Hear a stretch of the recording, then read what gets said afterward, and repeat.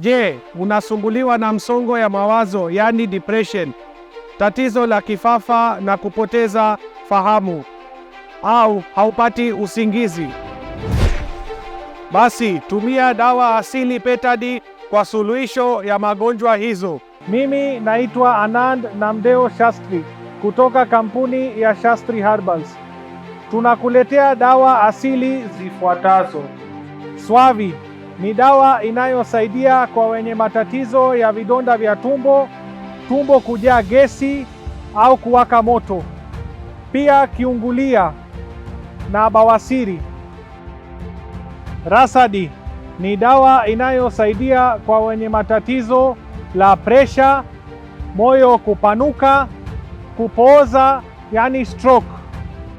Tumekuletea dawa inaitwa Ujana. Hii dawa inasaidia kuimarisha kinga ya mwili, pia inaboresha afya ya uzazi kwa wanaume, na kwa wanawake inasaidia kwa wenye shida ya kupata watoto. Tuwe makini, watu wengi wametapeliwa. Dawa hii haipatikani sehemu yoyote isipokuwa ofisi zetu za Arusha, Dar es Salaam, Mwanza, Dodoma, Mbeya, Moshi, Zanzibar, Iringa, Morogoro, Kahama, Tabora na Singida. Ni haki yako kuuliza na kuonyeshwa vibali vya usajili wa dawa kutoka Baraza la Tiba Asili na Tiba Mbadala chini ya Wizara ya Afya. Bei ya dawa hii ni 50,000 kwa kopo moja. Sindu ni dawa inayosaidia tatizo la uvimbe kwenye tezi za koromeo, yani goita, pia gout na maumivu vya viungo vya mwili kama goti, shingo, mabega, kiuno. Medica ni dawa inayosaidia kwa matatizo ya maambukizi kwenye njia ya mkojo, yani UTI, kisukari na ugonjwa wa baridi yabisi, yani maumivu ya misuli na mifupa.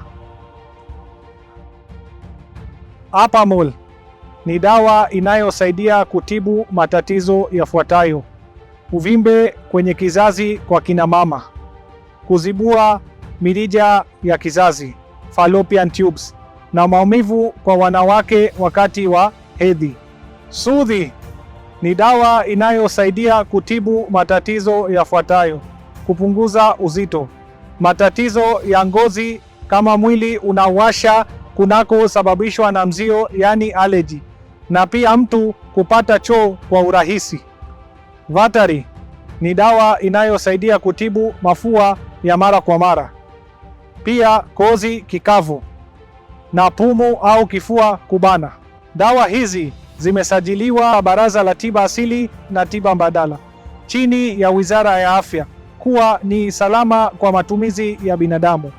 Tunapatikana Arusha, Dar es Salaam, Mwanza, Dodoma, Mbeya, Moshi, Zanzibar, Iringa, Morogoro, Kahama, Tabora na Singida. Karibuni wote.